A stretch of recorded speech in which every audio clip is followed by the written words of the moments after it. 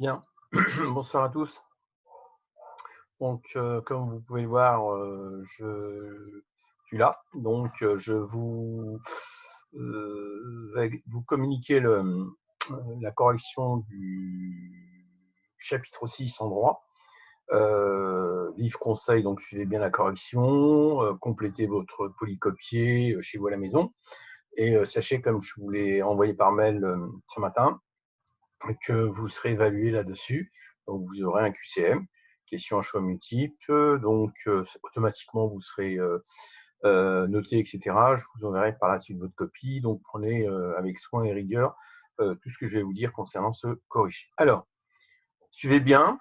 Donc, on est ici dans le chapitre 6, procès civil, procès pénal. On l'avait démarré en cours. Donc, je vais être assez rapide pour les première partie. Donc, déjà, voir les notions abordées dans ce chapitre: partie civile, instance, audience, jugement, arrêt, délibéré. Ensuite, intime conviction du juge, assignation, mise en examen et infraction, contravention, délit, etc. Alors, quelle procédure devant le tribunal judiciaire? Donc, premier document, la phase préalable et le déroulement de l'audience. Assignation, qu'est-ce que c'est qu'une assignation? Donc, apprenez bien cette définition. Apprenez les petites définitions que vous avez sur les côtés. Lisez, donc, bien évidemment, analysez les documents. Donc, ce premier document a pour origine et objet la saisine du tribunal, c'est-à-dire quel type de tribunal saisir pour une assignation. Donc, on vous demandait d'indiquer le rôle de l'assignation, d'expliquer pourquoi les justiciables sont incités à éviter le procès. Ensuite, document suivant, le respect du contradictoire lors de la mise en état. Donc là, on a un petit schéma où on voit bien le juge au centre avec d'un côté demandeur, l'avocat, et d'un autre côté l'avocat du défendeur. D'accord? Donc avec du texte, etc. On vous demandait de rechercher une justification au principe du contradictoire. Qu'est-ce qu'on entend par contradictoire? Ensuite, document 3 porté sur le plan d'une salle d'audience, donc avec au devant différents acteurs, le président du tribunal, le juge, au centre, les assesseurs, donc ce sont des juges, donc il y en a 3, le procureur à votre droite, ensuite l'huissier, et vous avez le policier avec les prévenus lorsqu'il s'agit de prisonniers. Et ensuite, ceux qui sont en prison, le demandeur de l'avocat est situé à gauche, le défendeur de l'avocat est situé à droite, donc face au juge. Et là, vous avez le public avec un policier. Alors, donc, définition, les accusés, le procureur et les parties civiles ne sont présents que dans les audiences pénales à lire. Donc là, on vous demande combien y a-t-il de juges, où se situent les avocats, que fait le greffier. Pas de difficulté particulière. Ensuite, ce document, j'avais le document 4 prévu de vous le donner en DM, mais bon, ça ne va pas être possible vu la tragédie que nous traversons. Par contre, comme je vous ai dit tout à l'heure, vous aurez un QCM. Alors, définition du jugement d'arrêt délibéré. On vous demande de résumer le déroulement de l'audience après avoir lu le document. Ensuite, document 5, la structure d'un jugement. Donc, comment est structuré un jugement avec les différents éléments, éléments d'identification du jugement, débat, fait, procédure, motif de la décision de discussion, dispositif, etc. Ensuite, eh bien, document 6, extrait d'un jugement, partie dispositif. Donc là, vous avez un extrait. Donc, il faut être capable déjà, dès à présent, à découvrir un peu comment s'articule un extrait de jugement, comment l'interpréter, comment le traduire ensuite. Donc voilà, avec le tribunal statuant, décision, rejet, dit, fixe, mais, etc. Ensuite, un autre document, info juridique sur le projet de loi organique, etc. Quelques éléments de réponse. Ensuite, deuxième partie de ce chapitre, éléments de la procédure pénale, donc avec un document sur la peine, une information historique sur l'affaire Calas, ensuite les informations juridiques, qu'est-ce qu'on entend par les principes, les peines sont proportionnelles à l'infraction et individualisées, ensuite les différentes fonctions de la peine dans la société, donc avec les différentes fonctions qu'on peut avoir. Alors, après, vous aviez le document 9, extrait du code pénal. Donc là, vous avez un code pénal avec un extrait. Et on vous demande de justifier l'aggravation des peines prévues par l'article L311-9 du code pénal. Document 12 porte sur les différentes phases d'un procès pénal, information juridique. La victime d'une infraction peut se constituer en partie civile dans un procès pénal. La charge de la preuve appartient au ministère public. Par contre, si elle agit uniquement devant le juge civil, elle devra apporter la preuve de ses dommages. Donc, la poursuite, la notion de poursuite, d'instruction, de jugement. Donc, il y a bien analysé ce document, avec ici les recours, appel, cassation et CEDH. Ensuite, après, donc, on va passer à la synthèse schéma. Donc, je vais passer tout de suite à la correction. Donc, je passe au document suivant que j'ai préparé. Alors, excusez-moi. Donc, je reprends. Voilà. Je vais partager et il s'agit de ce document. Voilà. Donc, vous devez bien évidemment l'avoir sous les yeux. Alors, je reprends depuis le début. Document 1, la saisine du tribunal. Indiquer le rôle de l'assignation. Expliquer pourquoi les justiciables sont incités à éviter le procès. Le respect du contradictoire lors de la mise en état. Rechercher une justification au principe du contradictoire. Donc, tout ça, ça va être corrigé normalement en classe, mais bon, je vous ai laissé un peu de temps volontairement, vous le mettez en pause et vous prenez la correction sur votre polycopier si vous ne l'avez pas fait. Ensuite, document 3, le plan d'une salle d'audience. Repérer la place des parties et du juge. Donc, les parties au procès verbal sont placées au même rang devant le juge. Voilà ce qui était à mettre. Ensuite, la question 2, indiquer pourquoi le procureur n'est pas présent lors des audiences civiles. Dans le procès civil, il n'y a pas de victime, pas de dépôt de plainte, ni de procureur de la République, ni de prévenu, ni d'accusé. Le procès pénal oppose également un demandeur, le procureur de la République, et un défendeur, l'accusé. Ensuite, B, document 4, l'audience et le jugement. Donc, là, l'idée, c'était tout simplement de se représenter le déroulement de l'audience à partir du document. Ensuite, le document 5, la structure d'un jugement. Rechercher sur Internet un jugement récent d'un tribunal de grande instance qui devient tribunal judiciaire à compter du 1er janvier 2020. Donc là, il fallait tout simplement rechercher un jugement. Ensuite, il fallait exposer le problème juridique posé lors de la décision prise par le tribunal par rapport à ce que vous auriez trouvé. Ensuite, la question 3, retrouver dans ce jugement chaque partie de la structure type d'un jugement. Donc, on retrouve dans tous les jugements les éléments d'identification du jugement. Vous l'avez en document dans le polycopier. Les débats, faits, procédures, les faits, prétentions et arguments du demandeur, y compris les preuves de ses allégations, réfutation et prétention du défendeur, c'est-à-dire refuter et refuser, bien évidemment, ne pas être en accord avec ce que dit le demandeur, y compris les preuves de ses réfutations, motif de la décision, discussion, argumentation juridique du tribunal sur chaque demande des parties, dispositif.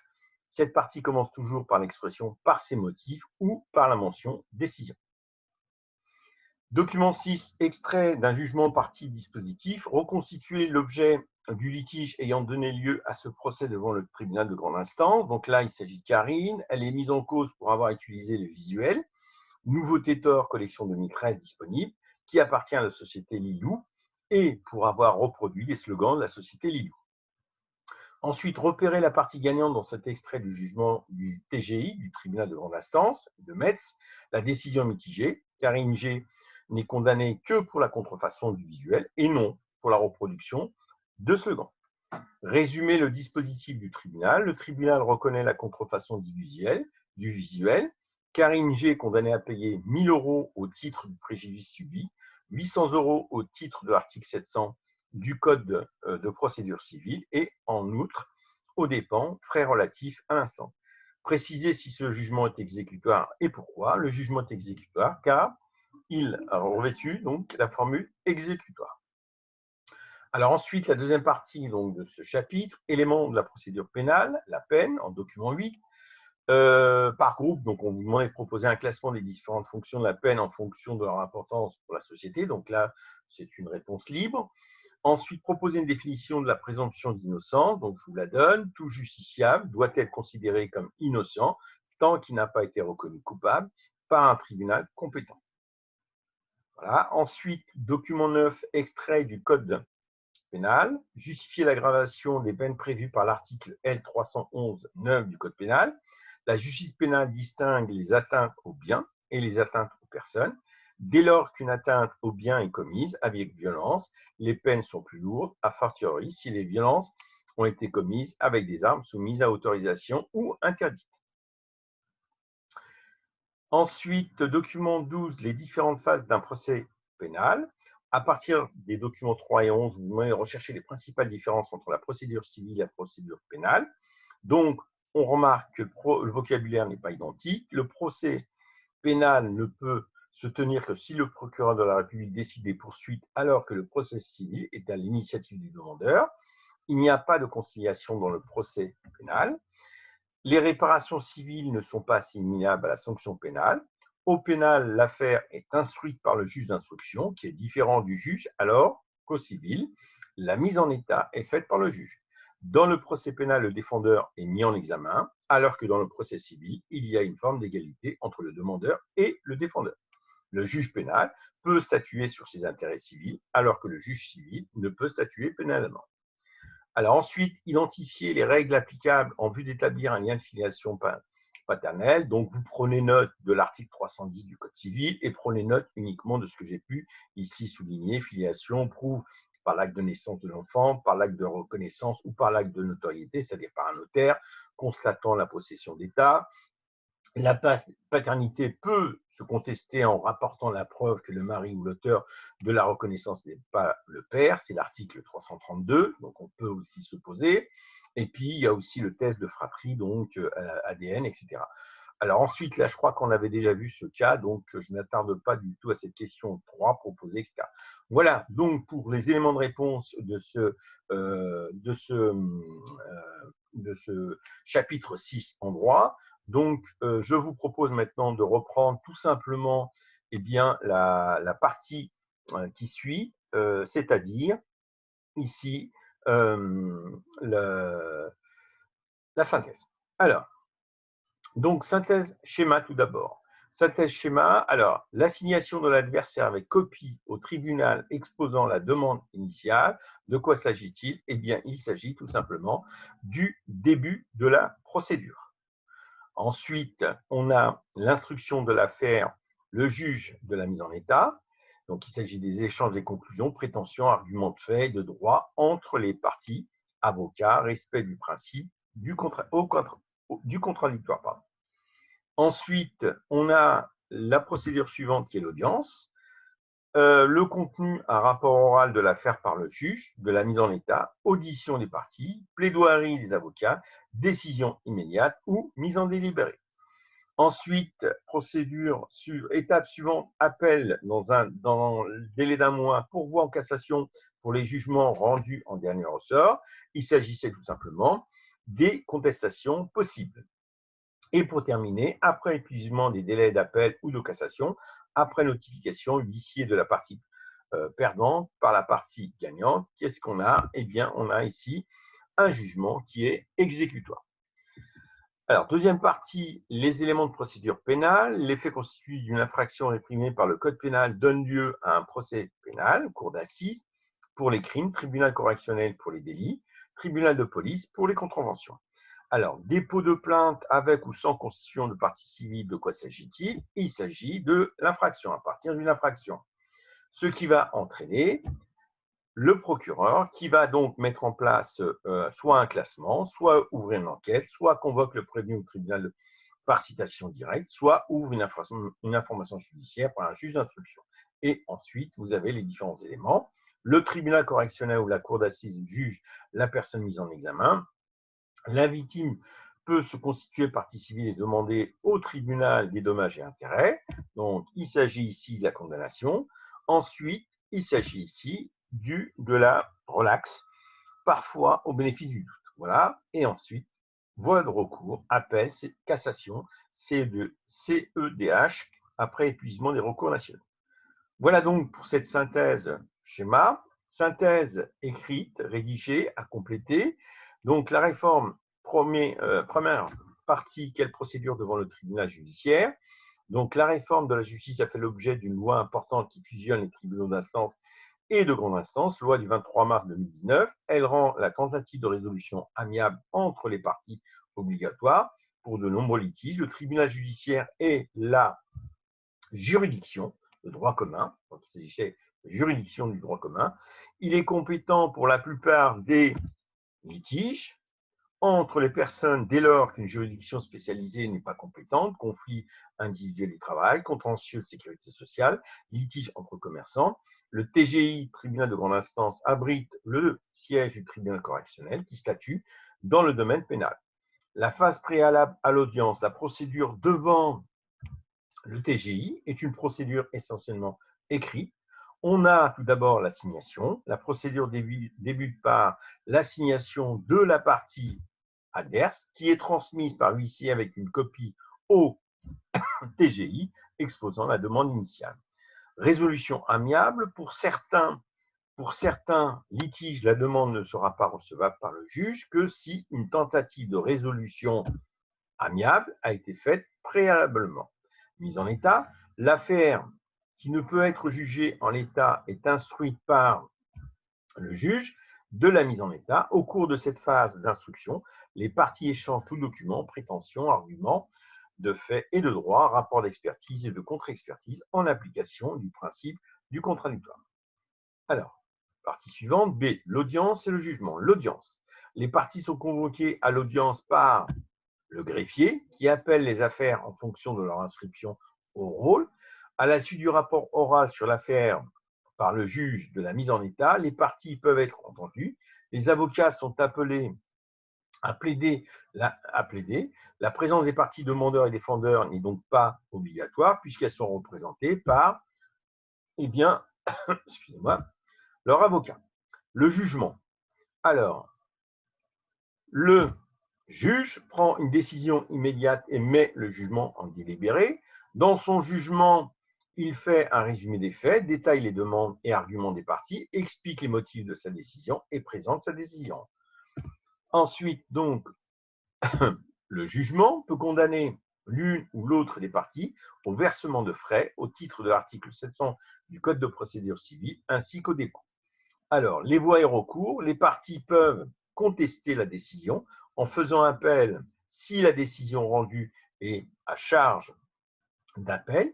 Il dispose d'un délai d'un mois pour faire, à votre avis, pour faire appel. Voilà.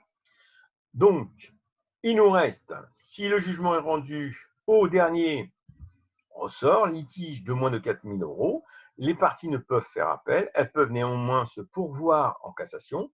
L'exécution du jugement, après épuisement des délais d'appel ou de cassation, après adjonction par le tribunal de la formule exécutoire, après notification huissier de la partie perdante par la partie gagnante. Éléments de procédure pénale, éléments du droit pénal. Un élément matériel, on part des faits. Un élément moral, l'intention de commettre l'infraction. Un élément légal, le droit pénal est susceptible de priver un individu de liberté.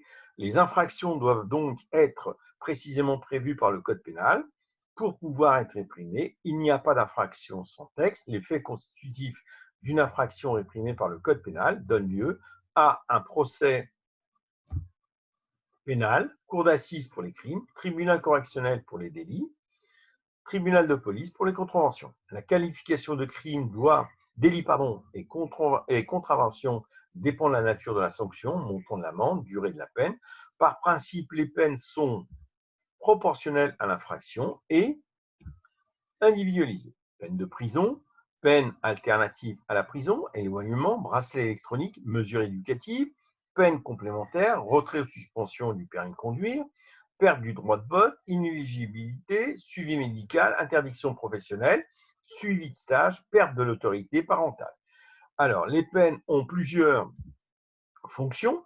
Punir la personne coupable, intimider les personnes pour éviter qu'elles ne commettent des infractions, isoler en prison la personne dangereuse pour protéger la société, réhabiliter et réinsérer la personne coupable pour qu'elle puisse réussir sa sortie de prison. Devant le développement du nombre de condamnations à des peines de prison, le législateur a prévu la création d'une peine de détention à domicile sous surveillance électronique. Il s'agit ici du bracelet électronique. Le déroulement du procès pénal, initiative des poursuites, c'est le procureur de la République qui est à l'initiative des poursuites pénales, dès lors qu'il est informé d'une infraction, en cas de plainte déposée par la ou les victimes. En fonction des résultats de l'enquête préliminaire menée par la police judiciaire, il peut saisir un juge d'instruction ou classer sans suite. Alors l'instruction, un juge siège est désigné pour instruire l'affaire à charge et à décharge. Il dirige les investigations, c'est-à-dire les recherches, et décide la mise en examen des personnes à l'encontre desquelles existent des indices graves ou concordants rendant vraisemblable leur participation à la commission des infractions. Toute personne mise en examen bénéficie de la présomption d'innocence. La mise en détention provisoire est en principe exceptionnelle et doit être justifiée par le juge. La représentation par un avocat est obligatoire. Si la personne mise en examen ne dispose pas de moyens suffisants, un avocat sera soumis d'office. L'avocat a accès à toutes les pièces du dossier. À l'issue de l'instruction, l'affaire fait l'objet d'une ordonnance de renvoi devant le tribunal pour être jugé ou d'une ordonnance de non-lieu si le juge d'instruction considère que les poursuites ne peuvent aboutir.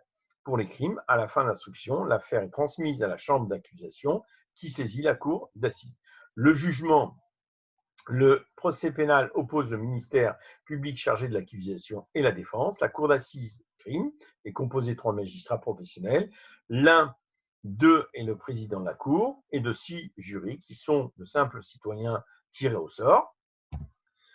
L'audience est publique sauf si elle se déroule à huis clos. Si des mineurs sont en cause, par exemple, la charge de la preuve appartient au ministère public qui, au nom de la société, demande dans son réquisitoire la condamnation de la personne mise en examen. Le ou les juges du siège et les jurés aux assises statuent selon leur intime conviction sur leur culpabilité et sur les peines principales et complémentaires. Alors, la réparation des dommages, les victimes ne sont parties au procès que si elles se sont constituées partie civile. Elles doivent alors apporter la preuve de leur préjudice. Le juge prononce la condamnation éventuelle et statue sur les intérêts civils. Alors, les victimes peuvent aussi attendre le résultat du procès pénal pour intenter une action en responsabilité devant le tribunal judiciaire. La décision du juge pénal s'impose alors au juge civil. Voilà, donc la synthèse était assez longue, je le conçois. Donc, ce que je vous demande, c'est uniquement de la relire, de surligner ici les notions, les étapes qui ont un certain intérêt et une importance pour que vous compreniez le chapitre. Ce que je vous demande surtout, c'est d'apprendre par cœur, je dirais, la synthèse schéma. Voilà, et bien évidemment, de bien lire ces différentes synthèses. Voilà, donc vous avez ici la correction de ce chapitre 6 en droit. Donc, vous pouvez mettre à jour votre polycopier et je vous conseille dès à présent de réviser pour les futures évaluations, dont celle que je vous donnerai vendredi. Voilà.